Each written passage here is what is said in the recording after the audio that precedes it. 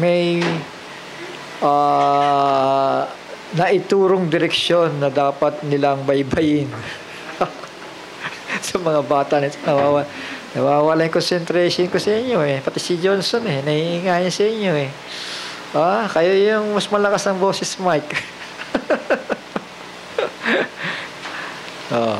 Ganun pa man ay yan ang bilin ng Panginoon. Ay mga bata na yan huwag ilalayo. No? Palapitin, sabi nga, palapitin nyo sila sa akin sapagkat kanila ang kaharian ng langit. Ayan na, nagsimula na mga anak, mga kapatid. Sige po, magtiis lang tayo, magtyaga tayo. Sadyang ganyan itong ating ministry, pero lilipas din ang panahon. Paglipas ng panahon, kaya nga sabi ko, alanganin ako mag-live eh. Kasi mas marami ping kwento ko eh. Kasi sabi ko, diretso message, pero hindi ko magawa eh, dumiretso. Kasi sira talaga ang concentration ko talaga. Amen. So, purihin ang Panginoon. Salamat na patuloy tayo. Nagtsatsaga kahit ganyan lang panahon. Dahil alam natin, talagang lilipas lang yan. At mas maganda yung sinubok tayo, nanalakpasan natin ang pagsubok. Tama? Kasi yung sinusubok tayo sa init, konting init pa lamang, hindi tayo makatagal. Hindi ba? Mas mahirap yun. Dahil mas mainit doon sa Great Tribulation. At kung hindi ka pa makatagal sa init sa Great Tribulation, baka mas mainit sa ilalim. Sabi nila, wala daw apoy doon sa ilalim, pero bakit init na init yung mayaman, di ba? So, ayusin nyo naman yung mga doktrina ninyo para hindi naman nakakahiya kasi naaalala ng mga tao yan eh. Lahat ng binubuka mo ng iyong bibig sa pulpito, tumatanim niya sa isipan ng mga tao. Shall we say amen? Tumatanim yan. So, basa ko sana na magpamensahe patungkol sa Antikristo. Pero sabi ko tayo lang naman na nandirito at kilala niyo kasi yung kaaway, di ba? Bakit ba natin pag-uusapan ng Antikristo kilala natin siya at ang kanyang kaparaanan. So, mas maganda pag-usapan natin. Kilalanin natin ang ating Panginoon na pinaglilingkuran. Tama po? Shall we say amen? Hallelujah. Praise the Lord. At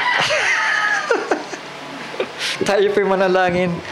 Yuko natin ang ating mga ulo. Ama namin, banal at makapangyarihan sa lahat. Muli minsan pa, nagpapasalamat kami sa panahong ito na bagaman mainit at hirap makapangusap, mahirap magsalita, mahirap mag-isip.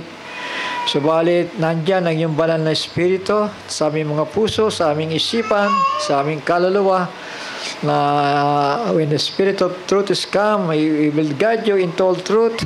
So yan ang pangako at naniniwala kami, Panginoon, sa anumang sitwasyon ay igigiya mo po kami upang magpatibay at kung saan makarating ang mga mensahe. Panginoon, ikaw na po ang bahalang humipo sa bawat puso ng iyong mga anak sa kabilang dako at sa dakong ito, Panginoon, na upang ang mga mensahe at aral ay hindi masayang, kundi may parating, Panginoon, higit lalo na ang panahon ay naririto na at ikaw ay babalik upang humatol at hari nawa, Panginoon, na lumakpas ang hatol na ito at pabayaan mong buksan ang bawat puso, bawat isipan ng bawat nakakapakinig na mensaheng ito, Panginoon, sapagkat hahatol ka at ang hatol ay ayon sa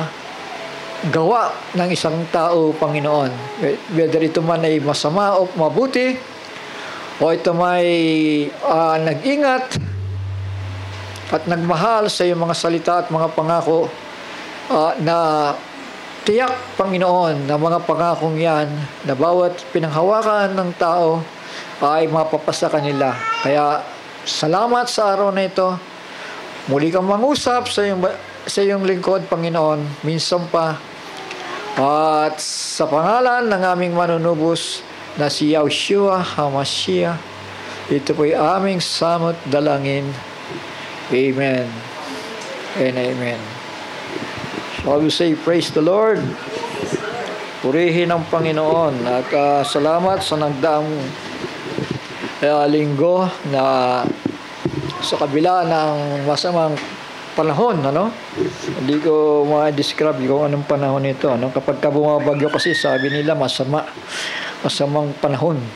Pero pag tag-init din pala, lalong masama, Kasi pagka bumabagyo, okay lang pag nasa bahay ka, napapahinga ka, di ba?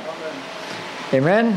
Cool na cool ka, pwede kang maghihiga, matulog, mag-aral ng Bible, di ba? Pero sa panahon para ng tag-init, mga kapatid, napakahirap.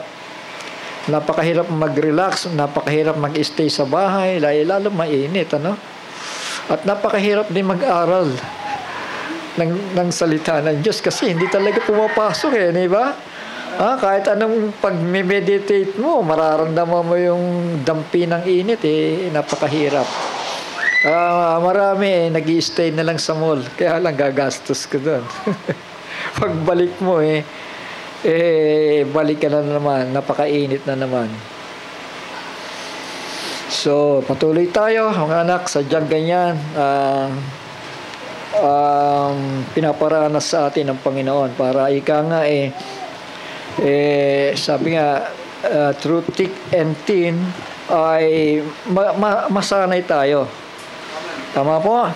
Masanay tayo at hindi tayo wag natin i-exercise yung pagiging reklamador, Amen? Di ba? Wag nating sanayin yon, kundi isipin na lamang natin lahat ng mga bagay, ng mga pagsubok sa buhay natin na dinadanas, mga kapatid, lilipas at lilipas din yan. Tama po ba? Amen. Purihin ang Panginoon. So, bala ko ay magdire-diretso lamang sa mensahe, pero tila mahirap yata yung gagawin ko dahil maraming nakikinig po doon sa kabila. Tama ba, Kenneth? Naka-live ba tayo? Sa susunod na lang.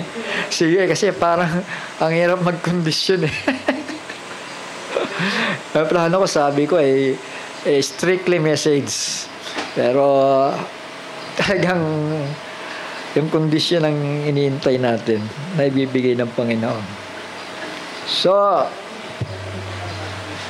bagaman itong outline ito, sabi ko, gagawa na lang ako ng outline para hindi na ako masyadong mag-iisip.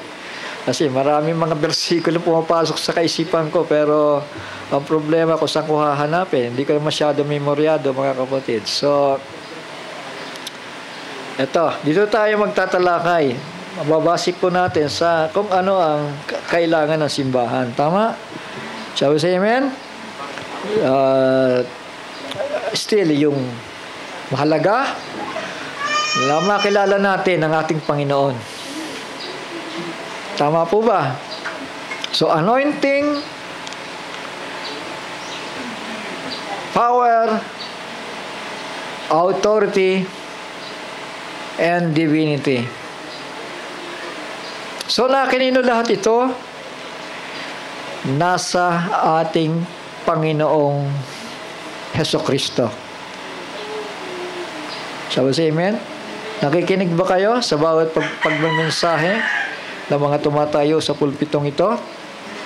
So, kailangan listo kayo, mga anak, mga kapatid, para kung meron kayong narinig na tila para bagang kakaiba, ay pagbulay-bulayin mo. Pagbulay-bulayin natin para marating natin yung tinatawag po na kasakdalan. Tama po. Dahil yun ang tinatahak natin at hindi po yung magkaroon po tayo ng confusion sa buhay na ito. Tama? So, anointing, power, authority, and divinity na ang mga bagay na ito, mga anak, mga kapatid, gusto kong sabihin sa inyo, ay na kay Kristo na. Ha? Shall we say amen? Ibig sabihin, yung glory before the foundation of the world na nasa kaisipan ng Ama, sa plano ng Ama, ay nangyari sa katauhan ng kanyang bugtong na anak. Ano? He was invested with anointing, power, authority, and divinity. Ibig sabihin, nasa kanya na lahat yon. Ha? All this glory was in Christ, but depending on time, the glory will have to manifest for the glory of the Father. May panahon, na ang bawat kaluwalhatian na nandoon sa Ama ay may papahayag sa kanyang bugtong na anak. Naintindihan natin? Dahil hindi naman isang bagsak pinahintulot ng Ama kay Kristo na mahayag ang buo niyang kaluwalhatian bilang tagapaglikha, mga anak, mga kapatid. So may mga ilang tanong dito, no? If the fullness of the Spirit of God dwelling in Christ, does the Heavenly Father needs to anoint Him when needed in His ministering, or just confirming Him what is He going to perform to glorify the Father? Naintindihan niyo ba yung tanong? Haba, ano? If the fullness of the Spirit of God dwelling in Christ, nasa Kanya na. Tama ba? Does the Heavenly Father needs to anoint Him? Kailangan pa ba siyang pahiran? Nasa Kanya na nga lahat. Does the Heavenly Father needs to anoint Him when needed in His ministering, or just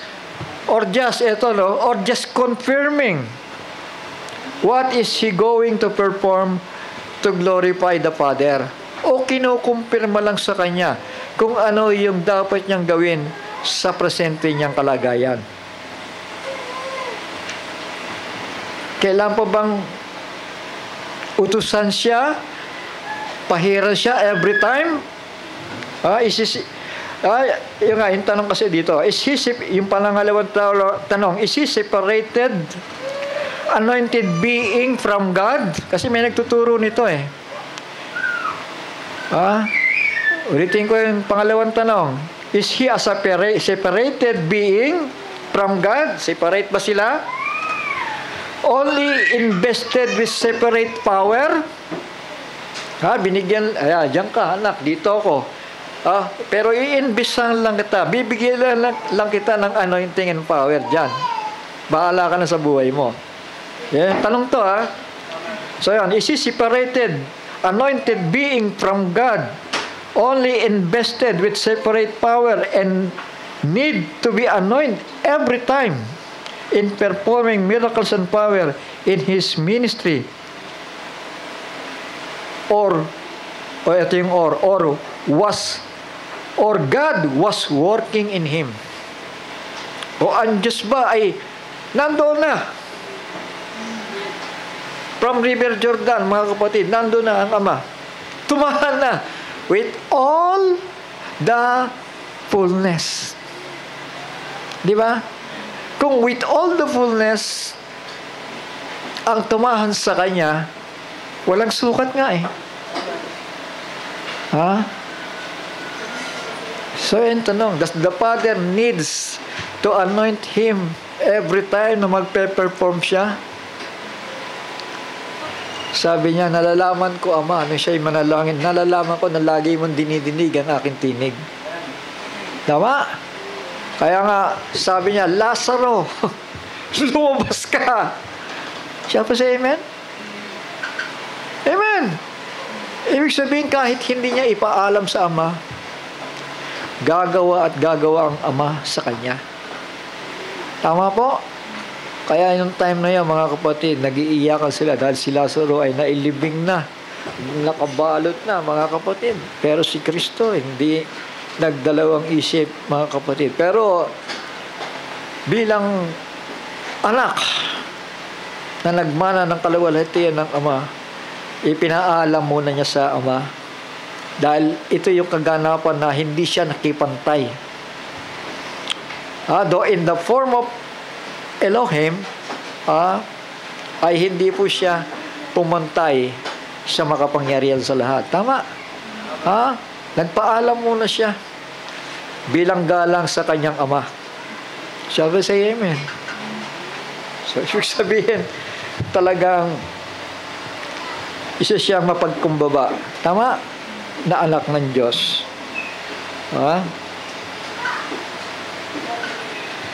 God was working in him.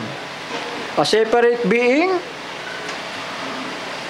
or linking from God. Hindi naman siya separate, di ba? Tama, ang sabi niya, the Father is dwelling in me. Ngayon, kailangan pa ba siyang pahiran? Kailangan pa ba siyang i-anoint? Sa kanya na eh. Diba? So, depende na lamang sa ipapagawa ng Ama na nananahan sa kanya. Tama! Amen. Kaya yan, pinamagatang anointing, power, authority, and divinity, nasa kanya na yun. Nakapasok na. Tama. Sa River Jordan. Kaya sabi po ng Ama doon, lababa ang Espiritu ng Ama sa inyong kalapati sa Kanya. Bago yun, nangusap ang Ama, this is my beloved Son in whom I am well pleased to dwell. Shall we say amen? Pumanahan, hindi with measure, but with all the fullness of God dwelling in Him bodily. Malinaw? Ayan. Kaya, ganyan talaga. Kailangan maging listo lang tayo. Sabi, mabagal sa pananalita. Pero, listo sa pakikinig. Tama? Tama ba ako? O mali? Kasi minsan lumilipad yung isip ko, mga kapatid eh. Sa init eh. Nararamdaman ko talaga eh. So, tuloy ko. Anointing, power, authority, and divinity. Yung pang-apat, nasa sa kanya na. E di maliwanag na yon, mga anak. Ngayon, tingnan lang muna natin yung sinasabi dito na the Spirit, Isaiah 61 verse 1, the Spirit of the Lord God is upon me, because the Lord hath anointed me to preach good tidings unto the meek. He hath sent me to bind up the brokenhearted, to proclaim liberty to the captives, and the opening of the prison to them that are bound. Naintindihan ninyo? Lumilipad din. Amen? Amen po ba? Ito po'y hula. Tama. Si Kristo'y nandun pa lamang, logos pa lamang in the mind of God. Amen? Hula pa lamang ito. At ito ang fulfillment sa Luke chapter 4 verse 18. The Spirit of the Lord is upon me. Kasi binasa niya yung balon-balon ng gano'n, di ba? Because He hath anointed me. So tinutukoy niya yung sarili niya. To preach the gospel to the poor. He had sent me to heal the brokenhearted, to preach deliverance to the captives, and recovering of sight to the blind, to set at liberty them that are bruised. So binanggit na pinahiran siya ng Ama. So yung pahid na yun, mga kapatid, hindi naman nangangahulugan na pahid para every time na magpe-perform siya ng miracles ay hihintay niya ang pahid na yon. Dahil yung pahid na yon, nasaan ba yung pahid? That is the Spirit of the Father. Tama? Nasaan yun? Nakatira sa Kanya. Shall we say amen? Kaya nga, sabi niya, Ama, naniniwala ako na lagi mo akong pinakikinggan. Pero dahil sa mga taong nakatayo rito, nais kitang ipakilala. Tama? Shall we say amen? Ang gusto ng ating Panginoong Jesucristo ay iluwalhati ang Ama, at ang gusto niya, Ama, luwalhatiin mo naman ang iyong anak. Tama. Dahil ang Ama ay maluluwalhati sa pamamagitan ng anak. Shall we say amen? Dahil kung ang anak ay magmimintis, mga kapatid, ibig sabihin, nagmintis din ang Ama. Tama. Shall we say amen? Kaya nga, ang panalangin ni Kristo, glorify thou me with the glory which thou hast given me before the world was. Ha? Yun na, sa panalangin, luwalhatiin mo ako, Ama. Ha? Nang kaluwalhatian, natamo ko sa iyo. So, galing pa rin sa Ama yung kaluwalhatian, tama? Bago pa lamang itatag ang sanlibutan ito. So, ganon kalawak ang pananaw ng Panginoon Diyos, tama? Ng Creator, before the foundation. O wala pang pundasyon, nasa mind na nga niya eh. Tama? So, pag sinabing before the foundation, ay bago pa lamang siya maglikha. At nilikha ang lahat ng mga bagay sa sandaigdigang ito, mga kapatid, sa pamamagitan ng salita ng Diyos. Kaya meron tayong beginning. Tama. At yung beginning na yon, walang iba kung hindi ang salita ng Panginoon Diyos. Tama. Dahil ang Ama, ang naglikha ng lahat ng mga bagay, ay walang beginning. Tama. At wala rin siyang katapusan. Without beginning, without the end. Iyon na nga eh. Pupunta na naman tayo kay Melchizedek eh. Kaya nga, yan sinasabi ko eh. Mahirap magsalita ng diretso eh. Ha? Without the beginning, without the Father, without the Mother, without end of life. Hindi ba yan si Melchizedek? Tama. So every attributes of God is also the attributes of Melchizedek. Tama. At doon, ayon sa pagkapari na yan, ay si Kristo ay itinulad. Amen? Ha? Without end of life. Without beginning, without end, without a father, without a mother. Yon ang pagkasisirdote ni ating Panginoong Jesucristo. So all this glory was in Christ, but depending on time, the glory will have to manifest for the glory of the Father. Basahin ko lang dito sa Acts chapter 1 verse 6 to 7. When they therefore were come together, they asked him, saying, Lord, wilt thou at this time restore again the kingdom to Israel? And he said unto them, it is not for you to know the times or seasons which the Father had put in His own power. Kaninong kapangyarihan? Ha? Ang siyang magdidesisyon? Kapangyarihan ng Ama. Tama. So, ibig sabihin, nag-iintay lang siya doon. Asan ba ang Ama? Tomas, Felipe, nasaan ang Ama? Nasa akin. Shall we say amen? Ha? Hintayin ninyo dahil may ibubulong siya sa akin. Tama. Shall we say amen?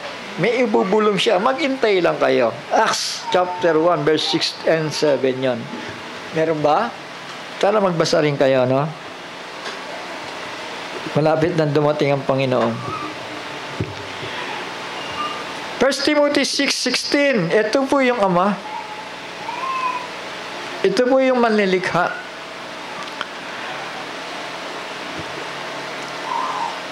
Who only had immortality. Pag sinabi mong immortality, hindi mo siya mapapatay o hindi namamatay. Amen? Dwelling in the light which no one can approach unto, whom no man hath seen. Walang makakalapit, walang nakakakita sa Kanya. Ha? Dwelling in the light, nagliliwanag siya. Yan ang Ama na nasa langit. Whom no one hath seen nor can see, to whom be glory and power everlasting. Sa Jude chapter 6 verse 1 chapter 1 verse 25, sorry. To the only wise God our Savior be glory and majesty, dominion and power both now and ever. Amen. Pag sinabing only, isa lang yon. Tama. Yung manlilikha. Shall we say amen?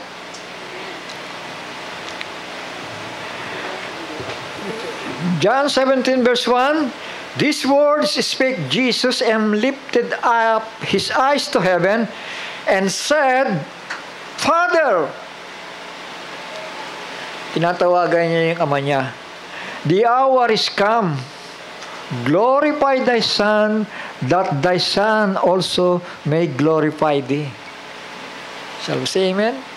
Kailangan pareho silang maluwalhati tama? Dahil siya'y namamagitan. Ipinagawa ng Ama sa Kanya yung bagay na yan, mga kapatid. Sinugo siya, inutusan siya, mga anak.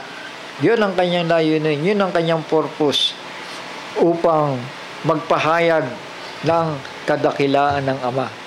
At siya dinadakila din naman ng Ama. Amen? Sa pamamagitan ng anointing, ng power, ng authority, at ng divinity. Lakip na natin yun para hindi na makawala. Tama? Kasi pag hiniwalay mo yung divinity, mga kapatid, para ba nalabas siya ang iglesia ni Manalo? Papahiran lang siya kapag kakailangan. Shall we say amen? Naintindihan niya ba ibig ko sabihin? Matutulad tayo kay Manalo kapag wala yung divinity sa kanya. Nasa kanya yung divinity. Yung something divine, and that is God. The very presence in all fullness of God. Tandaan natin, fullness, with all fullness. Wala ka lang hahanapin nga sa Kanya. You are complete in Him.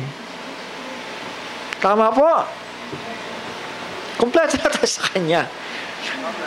Nasa Kanya ang banal na dugo na pang-alay, at nasa Kanya rin ang Panginoon Diyos, at nasa Kanya rin ang Espiritong pangako na ibibigay sa bawat mananampalataya. Dapat maintindihan natin ang mga bagay na ito. Tama? Amen. Anong sabi? John 1:1, in the beginning was the Word. Kaya nga may beginning Tama?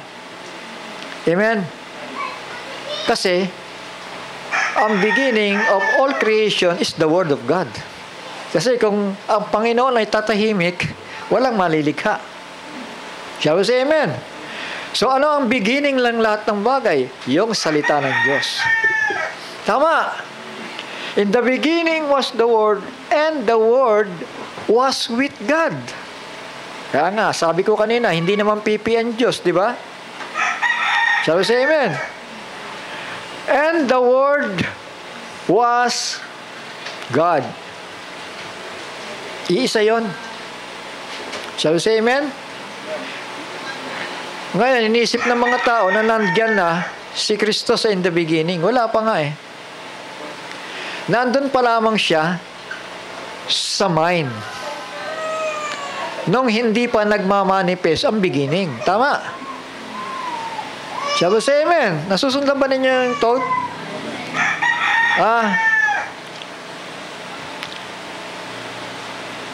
And the Word was made flesh. Duktong na natin yon. Pero yon ay sa katauhan ng isang nilikha. Tama? Na naging laman ang salita ng Diyos sa kadahilan ng yung divinity ay pumasa kanya. Tama? Kaya nga sabi ni Kristo, ako'y gumagawa at ang Ama rin naman ay gumagawa. Ang mga salitang itong sinasalita ko sa inyo ay hindi nanggagaling sa akin o hindi nagbuhat sa akin, kundi buhat sa Ama na nananahan sa akin. Shall we say amen? So hindi na po kailangan pahiran siya ng Ama every time. Tama. Ang ginagawa lang ng Ama ay ipinapaalam lang sa Kanya kung ano ang tamang paggamit ng kapangyarihang at autoridad na ibinigay sa Kanya. Naintindihan niyo ba? Yung tamang paggamit. Hindi naman pwede. Ito, halimbawa, si Kristo bumaba sa lupa. Hindi ba siya hari ng mga hari? Tama. Pero hindi pa panahon eh. Tama. Still, hinihintay pa rin niya yung Ama. Ano ba, Ama, ang unang hakbang? Ganun yon, tama? Isa-isa yon, tama? Anak, ibuwis mo muna ang iyong buhay. Tama. Shall we say amen? From birth, through baptism in River Jordan. Yan, tumahan ng Ama. After receiving the authority and power. At iba rin yung after His resurrection. He received all the power. Sabi niya, all the power is given unto me. Shall we say amen? Ibinigay na lahat. Then ano pa? Aakyat muna siya para mag-mediate para sa mga kaluluwang kailangang maligtas. Tama. So meron pa rin siyang gagawin. Hindi agad-agad pupunta siya sa millennial reign. So bilang mediator, bilang high priest, bilang comforter, dinadalangin niya tayo sa Ama eh. That I will pray the Father that He will give you another comforter. Huwag niyo sayangin mga sinasalita dito, mga anak. Dahil napakahalaga na maitanim sa inyong kaisipan ang mga aral at turo ng banal na aklat. Dahil anong kasunod? The reign upon His throne of glory for 1,000 years. So yun na yun. Pero hindi pa rin matatapos yun doon, mga kapatid. Sapagkat sa dakong huli ay iso-surrender niya ang paghahari, kapamahalaan, autoridad sa Ama. Pero yung anointing, yung divinity, hindi po mawawala sa Kanya yon. Naintindihan natin? Na bagaman sa huli ay elderly brother natin siya, but still expression siya ng the Almighty God. Pag sinabing expression, sabi nga, hanapin mo ang gusto mong hanapin ng Panginoon Diyos, lumapit ka kay Kristo. Tama. He is the image and likeness of the invisible God. Tama. Sa Kanya ka pupunta. Sapagkat siya ang wangis at larawan ng Diyos na hindi nakikita. No man hath seen God. Talagang hindi siya makikita magpakailanman. Ha? Sabi sa amen? Ay, malinaw yun eh. Sabi din nga doon, no? Who only had immortality, dwelling in the light which no man can approach unto. Pero sapat yung fullness of the Godhead na ininvest niya kay Kristo para makalapit tayo sa Panginoon Diyos. Sabi sa amen? Ha? At para maihayag ang kaluwalhatian ng Panginoon Diyos sa pamamagitan ng kanyang bugtong na anak. Naintindihan natin. Purihin ang Panginoon. Kasi, yun na nga, mga kapatid, may mga katuruan na nawala yung kaluwalhatian ng anak. Alam niyo ibig sabihin? Nawala na yung anak, nawala pati yung kaluwalhatian ng anak. Tama. Dahil yung anak pala, sabi nila, yun din daw ang ama. Naintindihan natin? O paulit-ulit na ako. So say, praise the Lord. Salamat sa Panginoon. So yan. In the beginning was the Word. The Word was with God. The Word was God. The Word was made. Yung salitang made, was made flesh. Si Kristo yon. Tama. Meron pa rin gumawa sa Kanya. Tama. Shall we say amen? Praise the Lord. So John chapter 3, 34 to 35, for he whom God hath sent speaketh the words of God. Ayan, kaya napagkakamalan siya na blasphemer dahil sinasalita niya ang gustong sabihin ng Ama. Tama. Bagamat ikaw'y tao, pero inaangkin mo na ikaw ay makapangyarihan sa Ama. Tulad ng Ama. For he whom God hath sent speaketh the words of God. For God giveth not the Spirit by measure unto him.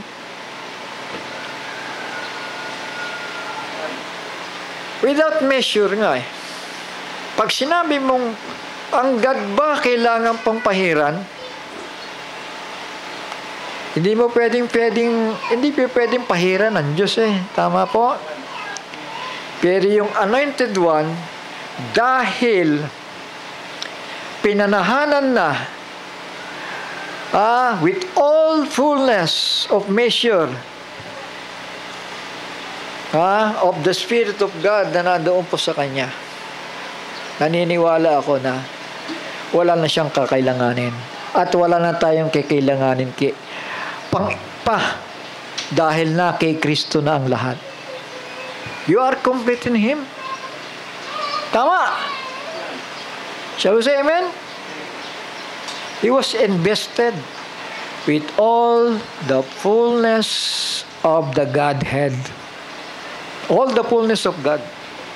Nasa sa Kanya na. Hindi ko sinasabing naging ama siya o hindi siya naging Diyos Wananatili siyang anak ng Diyos. Tama. Dahil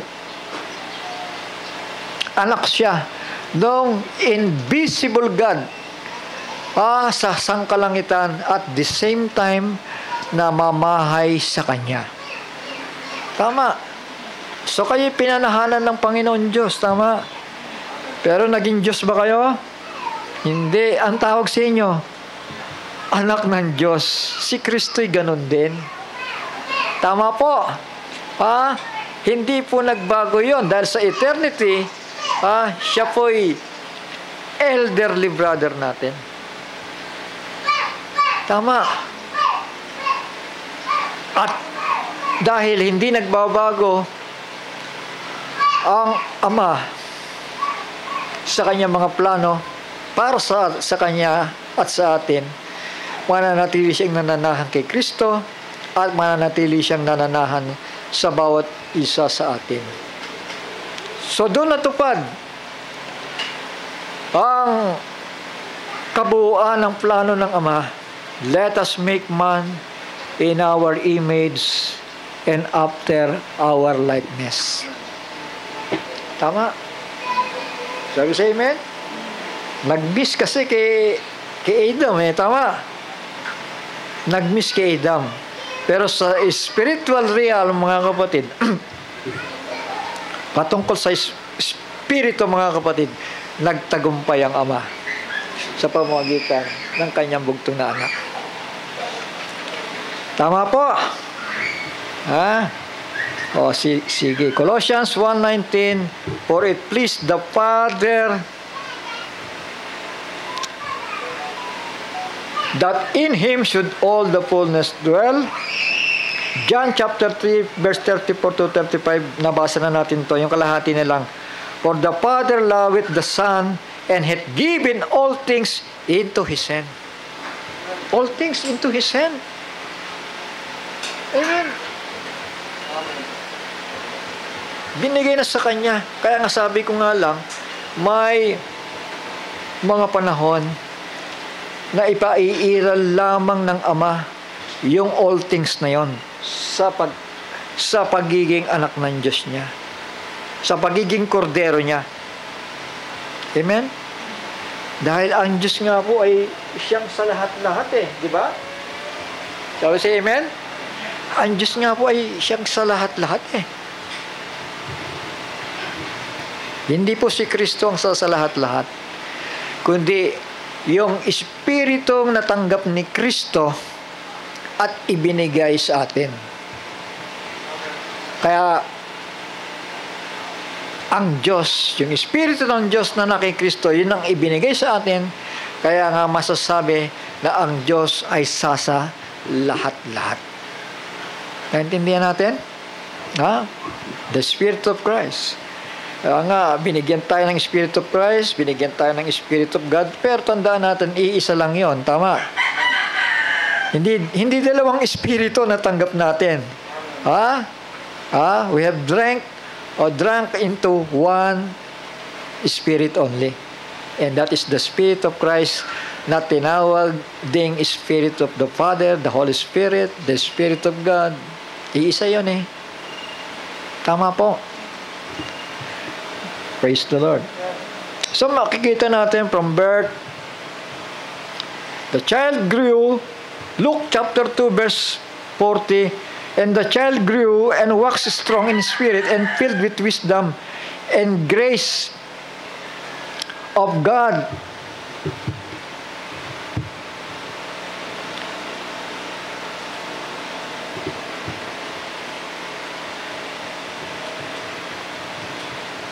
The child grew and waxed strong in spirit, filled with wisdom.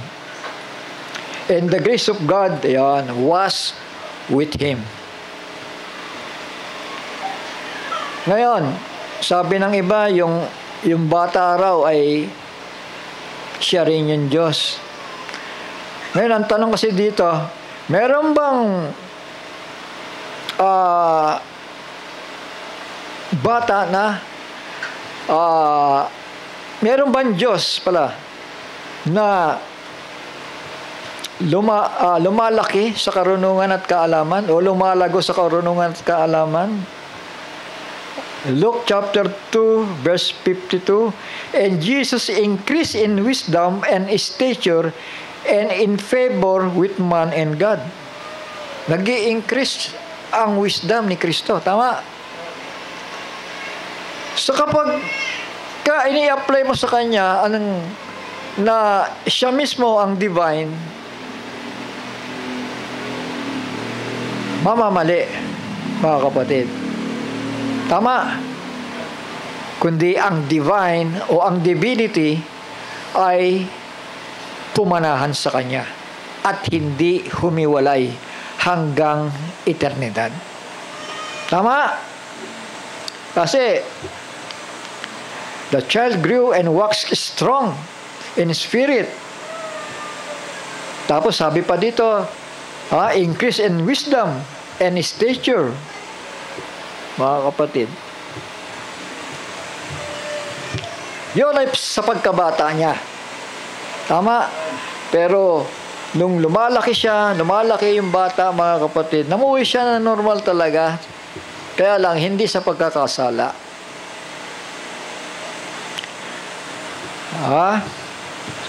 Patungkol naman sa bautiso sa River Jordan. So ito, Luke chapter 3 verse 16 to 17. John answered, saying unto them all, I indeed baptize you with water, but one mightier than I cometh, the latchet of whose shoes I am not worthy to unloose. He shall baptize you with the Holy Spirit and with fire. So yun, kababanggit ko lang, mga kapatid. Sino yung magbabautismo ng Espiritu Santo? Holy Spirit? Si Kristo. Tama, siya kapahintulutan ng Ama yan.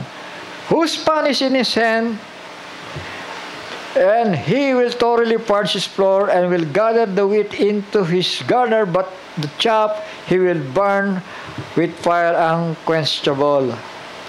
He shall baptize you, balik tayo doon, with the Holy Spirit and with fire.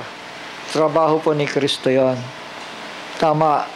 Kaya nga sabi niya, all the power is given unto me. He has a power to give life. Tama. May kapangyarihan siya para magbigay ng buhay, at yon ay natanggap niya yung kapangyarihan niyan sa pamamagitan ng Ama. Praise the Lord.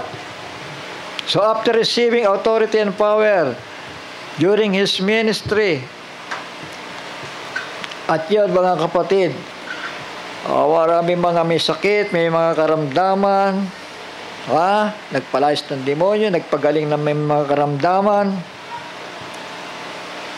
Then, dumating ang panahon na ialay niya na yung kanyang buhay, ihain niya na yung buhay, para tayo naman ay magkaroon din ng buhay, mga anak, mga kapatid. At siya ay namatay, inilibing, at muling nabuhay. So after his resurrection, anong pagkakasabi niya? All the power is given unto me. Tama? Shall we say amen? After his resurrection, dumalaw siya doon sa mga kapatid pa doon sa hell. At kinuha niyang bihag, ang pagkabihag, lumuklok sa kanan ng Ama. So, ibang gampanin na naman yan. Tama? Shall we say amen? Ibang gampanin na naman yon. Kanyang gagampanan. At yan ay siya kapahintulutan ng Ama. Bilang mediator, a high priest, and a judge. Hinahatulan tayo sa mga tama at mali na ating ginagawa sa buhay. Sinasaktan tayo. Shall we say amen? Kaya nga yung bawat bagay na nagagawa natin na hindi nagiging kalugod-lugod sa Panginoon, may katampatang hatol yan eh. Ang purpose niyan para maadala tayo sa kanyang pagsasakdal. Shall we say amen? Pinapasakdal tayo. Tinutuwid tayo. Tinuturuan tayo. Itinatama tayo. Hanggang sa marating natin yung kasakdalan na yon. Hindi agad-agad yun. Mahabang proseso ang ginagawa ng Panginoon. Mahabang pasensya ang ginagawa ng Panginoon sa atin, mga anak. Kaya nga sabi ng Bible, huwag ninyong pighatiin ang Espiritu ng Diyos na kayo'y tinatakan hanggang sa panahon ng katubusan. Amen? Itong katawang lupang ito, mga kapatid, may kahinaan ito. The spirit is willing, But the flesh is weak. Tama? Flesh and blood will not inherit the kingdom of God. Shall we say amen?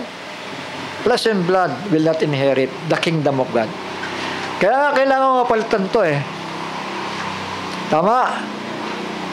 Amen. Kailangan mapalitan ito. Kasi itong katawang lupang ito, maraming rason to eh. Maraming rason sa buhay, mga kapatid.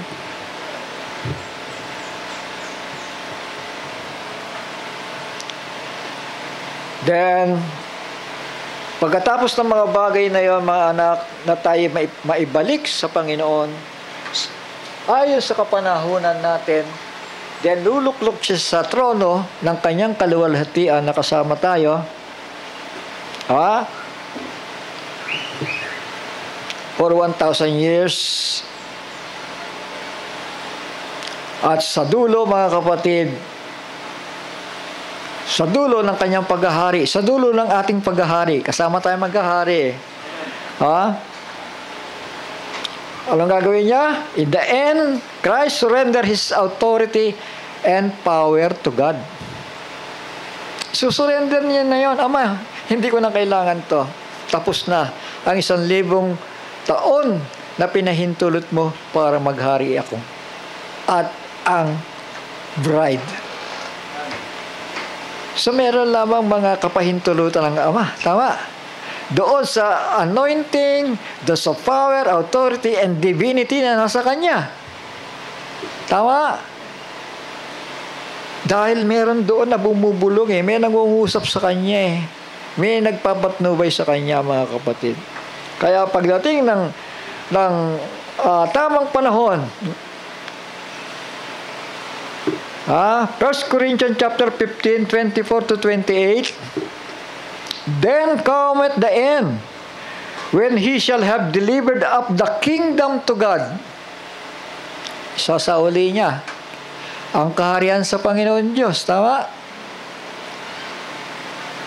Even the Father, when He shall have put down all rule and authority and power.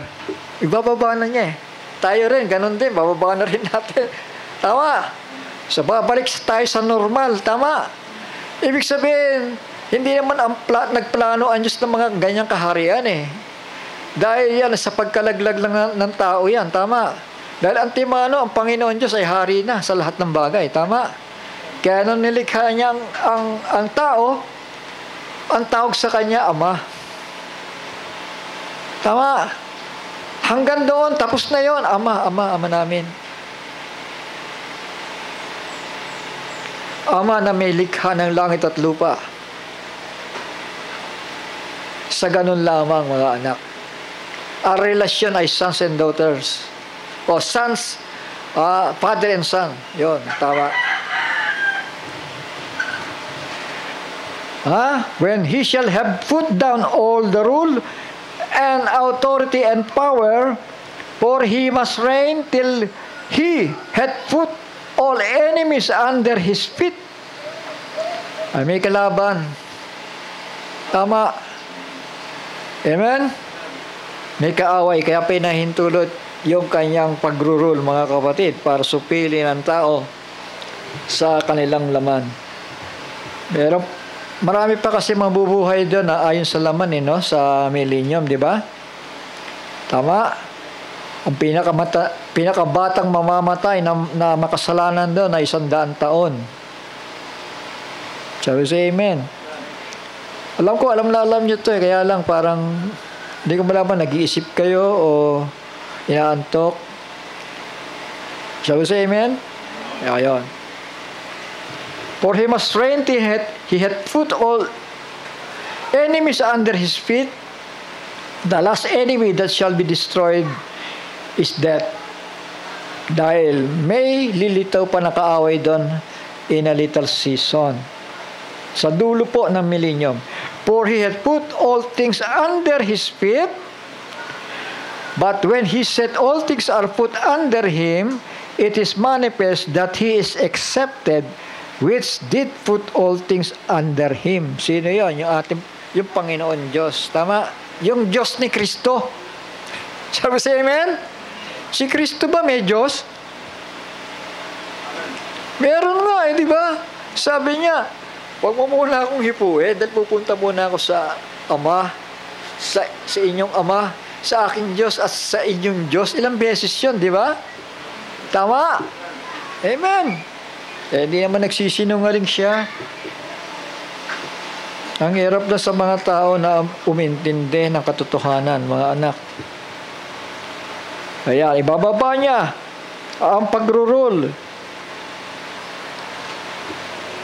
At kapag ibinaba yun, ay mahahayag ang Panginoon tagapaglikha sa lahat-lahat. And when all things shall be subdued unto Him, then shall the Son also Himself be subject unto Him that put all things under Him, that God may be all in all.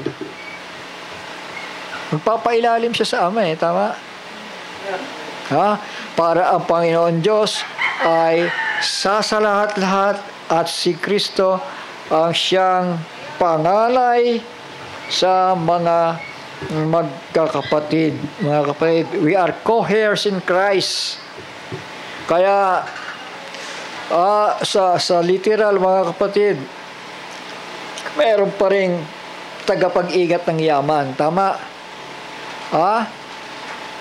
So, amen? At yan ay ang ating Panginoong Hesukristo. Yung panganay sa mga magkakapatid. Ayan.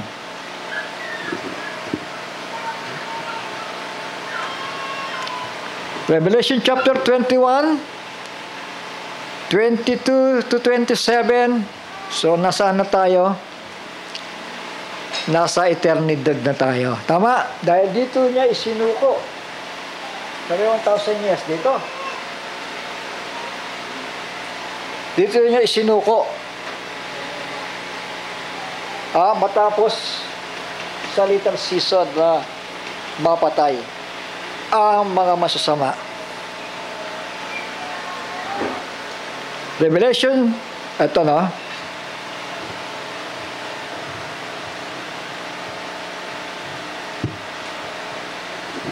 Doon muna tayo sa Ayan, tama. Chapter 21, verse 22 to 27 ng Book of Revelation. And I saw no temple therein. So wala nang literal temple sa panahon na yan ng eternidad. For the Lord God Almighty and the Lamb are the temple of it. Sabi sa amen. Ang kordero, ang templo doon. Tama. Kayo, ano kayo doon? Pillar. Tama. Pillar in the temple. Tama. Sabi, may bahagi tayo sa eternidad. Sabi sa amen. And the city had no need of the sun. Hindi ito literal city, neither of the moon to shine in it, for the glory of God did lighten it, and the Lamb is the light thereof. Nagliliwanag diba? The new Jerusalem that coming down from heaven. Amen? Sino yon? Tayo. Ang mga banal ng Diyos. Shall we say amen? Nagliliwanag, mga kapatid. The city had no need of the sun. New Jerusalem yon. Neither of the moon to shine in it, for the glory of God did lighten it, and the Lamb is the light thereof. Si Kristo may ginagampanan. Shall we say amen? Nandun siya bilang halimbawa pa rin. Liwanag. Tama. The Lamb is the light thereof. And the nations, may mga bansa pa. of them which are saved. Saan sila naligtas? Dito. Hindi dito, ha? Hindi rin dito, kundi dito na. Tama. Dahil sa little season, sindami ng buhangin sa dagat ang pinuksa ng Panginoon dahil sila'y nag-alsa sa mga hinirang ng Diyos. Shall we say amen? Papasok tayo ng eternidad doon. Kaya nga, dito, no? The nations, yung mga bansa pa which are saved shall walk in the light of it. Tama. Lalakad sila. Yung mga mortal bodies, Shall we say amen? Meron pa mga mortal bodies sa eternity. Dahil tayo doon ay immortal na tayo. Tama. May mga bansa pa nga And the nations of them which are saved shall walk in the light of it. And the kings of the earth to bring their glory and honor in it. May mga hari pa Papahintulot pa rin ng Panginoon Diyos yun. And the gates of it shall not shut all by day, for there shall be no night there. And there shall bring the glory and honor of the nations into it. New Jerusalem. Yun po yung mga banal ng Diyos na ang panganay ay si Kristo. And there shall be in no wise enter into it anything that defileth, neither whatsoever worketh abomination, or make it alive, but they which are written in the Lamb's book of life. Mga pinili na yon, mga kapatid. At kailanman, hindi na sila muli pang magkakasala dahil bababa ang presensya ng Diyos. Hindi na sila mamamatay sa kasalanang ikamamatay dahil bababa na yung presensya ng Panginoon Diyos at tutupukin yung kanilang weakness in the flesh. Naintindihan po natin? Revelation chapter 22 verse 1 to 5. Gandito na lamang tayo sa ano na ito. And he showed me a pure river of water of life, clear as crystal, proceeding out of the throne of God and of the Lamb. Nakita niyo yung position ni Kristo sa eternity? Amen. Binawi ba ng Diyos yung divinity doon na nakataan sa Kanya? Hindi. Kaya nga sabi ni Pablo, He is the image of the invisible God. Shall we say amen? Dapat kapag ganyan, tumabi si Kristo at tabi mo sa eternidad. Hindi sasagi sa isip mo, ito yung Ama Hindi. Di ba? Tama ba? Naintindihan ba niyo? Si Kristo, nasa lubong niya sa eternity. Kakamayan ka, isipin mo, ito yung Ama Hindi po. Image of the unseen God. Yun ang sasagi sa isip mo. At ang Diyos ay nananahanan sa Kanya with all the fullness. Yun ang may revelasyon na totoo. Tama. Hindi mo iisipin, ito yung aming Ama na milikha ng langit at ng lupa. Ito yung anak, ito rin yung Ama. Hindi ganon. Kundi ang Ama nandoon sa Kanya, yung divinity. Kaya sabi nga ni Brother Branham, na-interpret, kasi kahit sinabi ni Brother Branham, nami-misinterpret pa rin He is a God-man. Pagka sinabi kasi yung God-man, nami-misinterpret pa rin Di ba? Kailangan specific tayo Yung sinasabi ni Pablo, the fullness of the Godhead dwelling in Him. He is the image and likeness of the invisible God.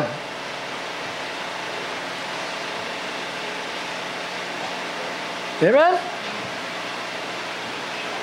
Filipe,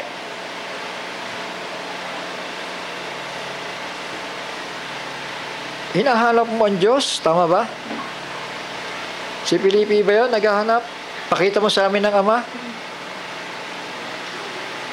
Pakita mo sa amin ng Ama at sukat na sa amin. Hindi mo ba alam?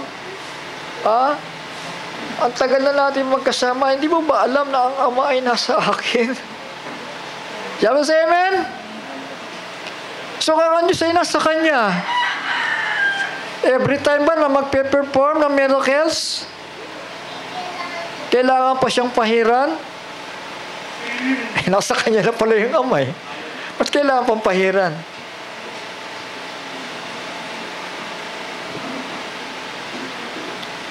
Ibig sabihin, may kulang pa, Brother Johnson.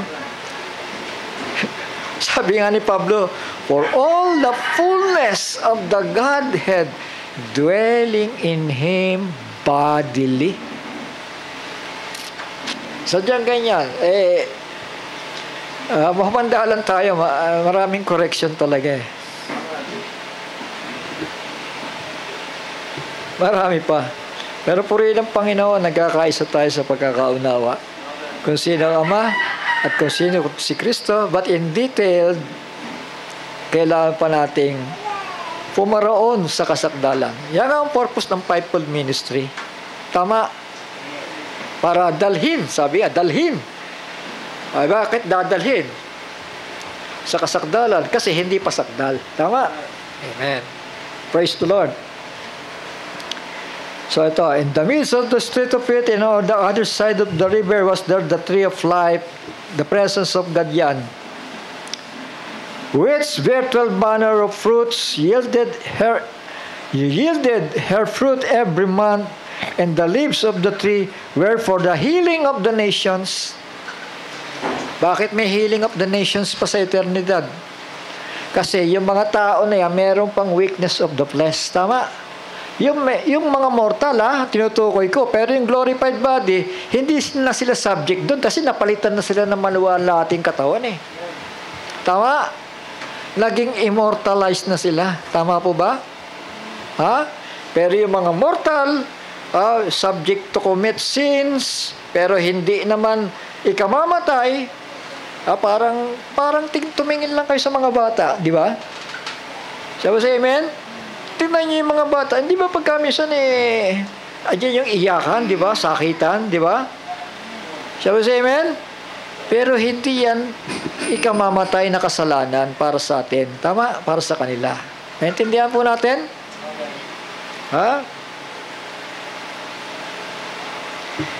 And there shall be no more curse.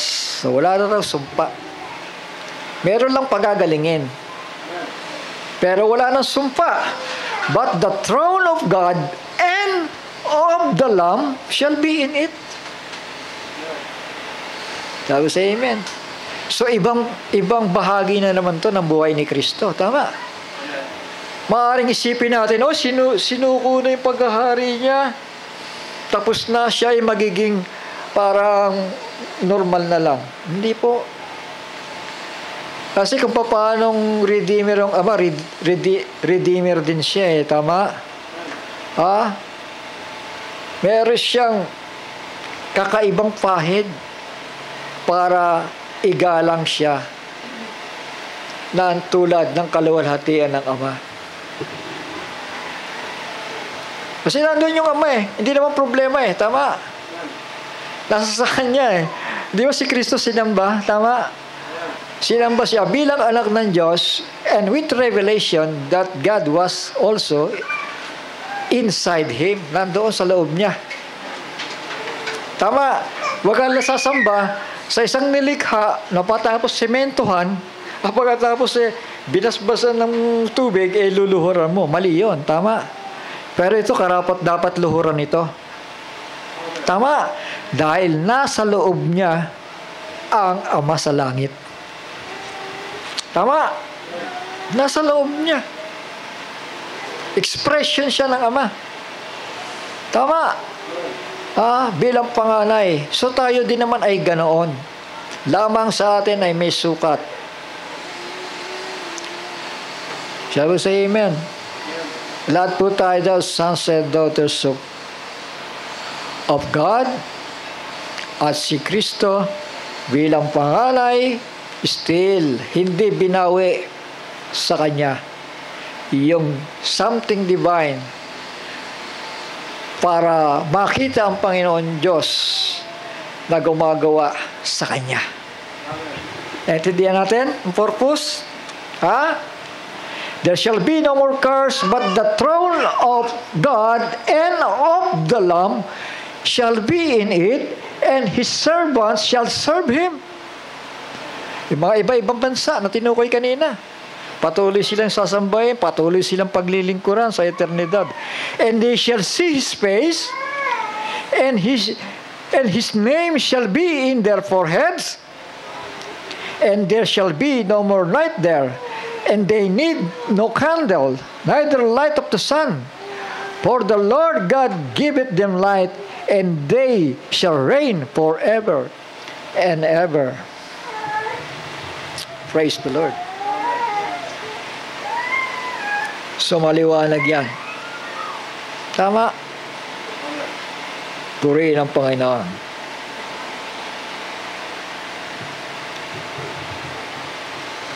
Purihin ang Panginoon. Naintindihan natin? Malinaw po ba, mga anak? Sige po. At pag may nagtanong, sino ba si Kristo sa inyo? Simple lang ang sagot, mga anak. He is the image and likeness of the invisible God. Kasi pagka babanggit ka pa ng ibang mga attributes niya, may mga paliwanag pa, di ba? Sana maintindihan na lang nila. Siya ay imahe ng Diyos na hindi nakikita. Maliwanag. Sige po, tayo po yumuko at magpasalamat sa oras na ito. Ama namin, banal at makapangyari,